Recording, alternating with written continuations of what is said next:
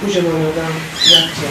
Bodrum'un Dirmir mahallesindeki bir evde şömine bacasından kedi sesi geldiğini duyan Hakkı Kadaca isimli vatandaş hemen itfaiye ekiplerine haber verdi.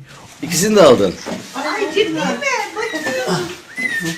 Olay yerine gelen itfaiye ekipleri şömine bacasına sıkışan 2 yavru kediyi kısa süre çalışmanın ardından kurtardı. Yeni doğan yavru kediler evin dışında bekleyen annesinin yanına bırakıldı. Kanka annesi bulsun bunları.